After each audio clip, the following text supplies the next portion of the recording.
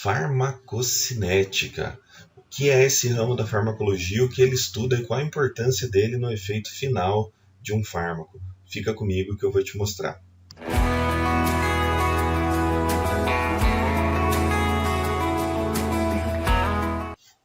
Olá pessoal, meu nome é Fábio Michelotto e estamos aqui para mais um vídeo do canal Sinapses. Nesse vídeo nós vamos compreender qual a finalidade da farmacocinética, por que nós estudamos esse ramo da farmacologia e qual a importância desse ramo da farmacocinética no efeito final do medicamento. Mas antes de começarmos, preciso fazer aquele pedido. Se inscreve no nosso canal, dá um joinha, é muito importante a sua inscrição. Manda um comentário de algo que você queira ver no nosso canal. Tá? Estamos começando uma nova playlist e eu tenho certeza que vamos agregar muito conteúdo. Então, por isso, a sua interação conosco é muito importante.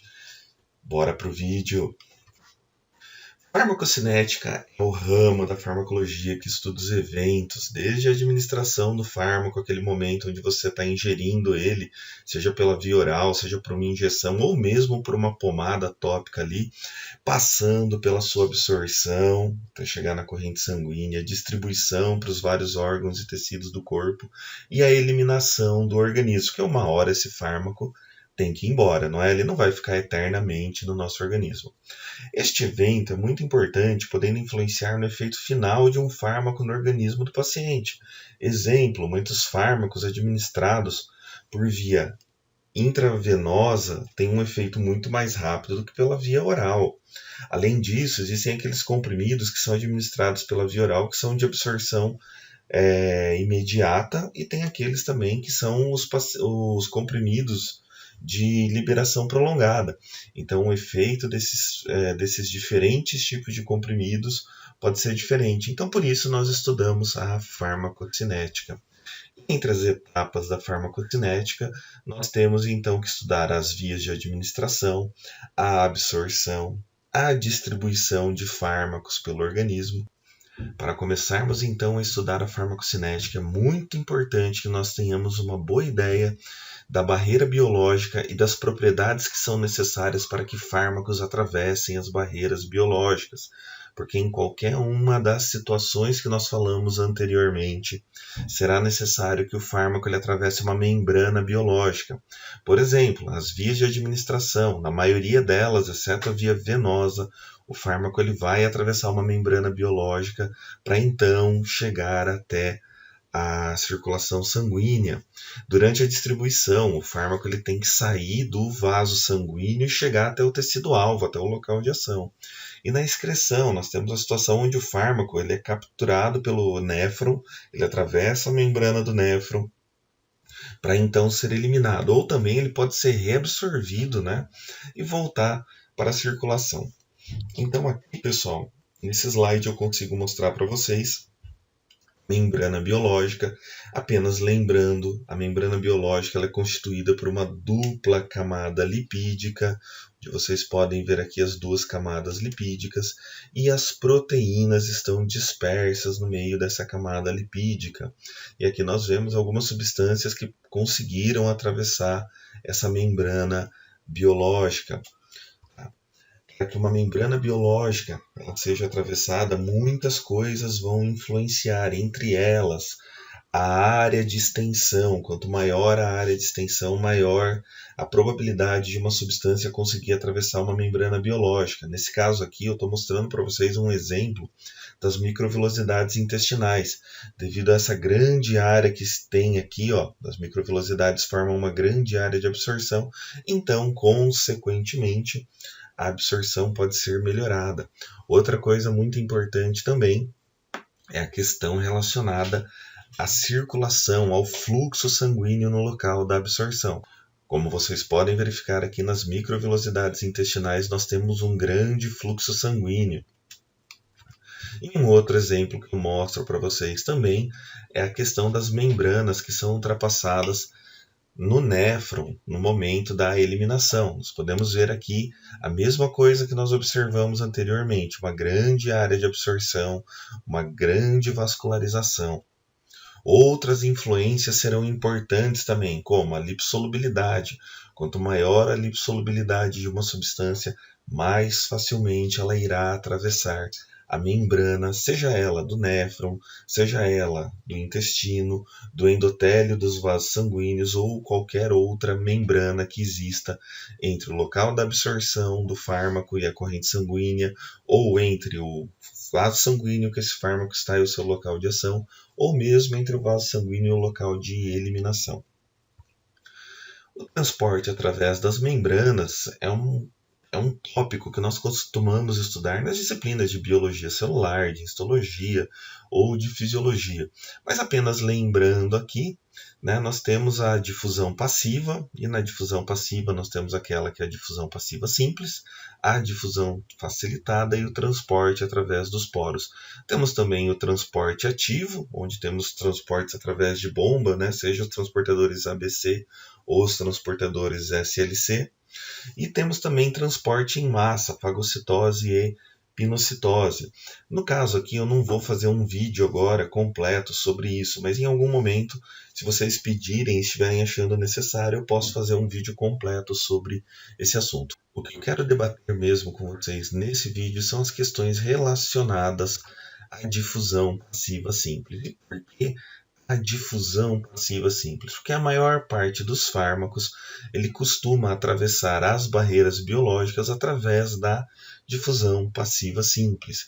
E nesse processo, como nós podemos ver que está escrito aí no slide, a molécula ela penetra as barreiras biológicas seguindo um gradiente de concentração, ou seja, do meio mais concentrado para o meio menos concentrado. Por exemplo, se você tomou um fármaco pela via oral, então, com certeza, o meio mais concentrado será ali no seu intestino, no seu estômago.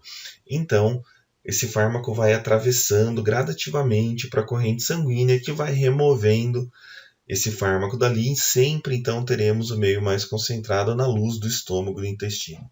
Nesse transporte, nós não temos gasto de energia, não é necessária queima de ATP para esse transporte. E a velocidade é um fator limitante, pois geralmente esse transporte através das membranas é muito lento e ele vai depender de várias propriedades físico-químicas do fármaco que será transportado. Entre os vários fatores físico-químicos que vão influenciar no transporte, nós temos a concentração do fármaco no local de administração, a lipossolubilidade do fármaco. Quanto mais lipossolúvel, mais facilmente um fármaco consegue atravessar uma membrana biológica. O pH do meio e o pKa da substância, esses dois juntos vão então dizer se a substância estará no seu estado molecular, que é mais lipossolúvel, ou no seu estado ionizado, que é mais hidrossolúvel, e também o tamanho da molécula a ser transportada. Quanto menor uma molécula, mais facilmente ela é transportada.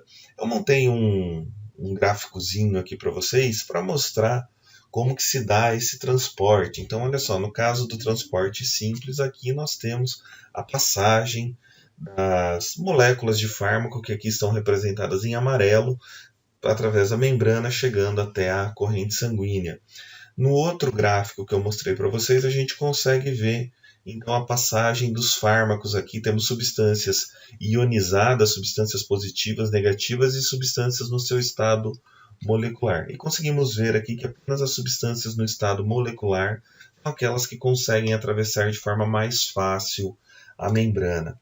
Este outro gráfico aqui que eu mostro para vocês, nós temos aqui substâncias grandes, moléculas grandes e moléculas pequenas. Vocês podem ver que é muito mais fácil que as moléculas pequenas consigam se permear através dessas membranas.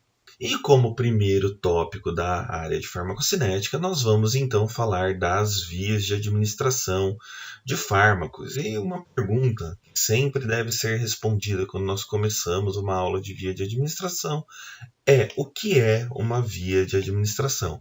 Então já digo para vocês que uma via de administração é a forma como o fármaco é oferecido a um paciente, seja ele por uma via oral, seja ele por uma via injetável, mas enfim, é a forma como o fármaco então é oferecido ao paciente para que ele possa ingerir esse fármaco e esse fármaco chegue até o seu local de ação. E por que é necessário estudarmos as vias de administração? Nós sabemos que muitas vezes o mesmo fármaco, se administrado por vias de administração diferentes, terá propriedades diferentes. Por exemplo, você já deve ter ouvido falar num glicocorticoide chamado betametasona.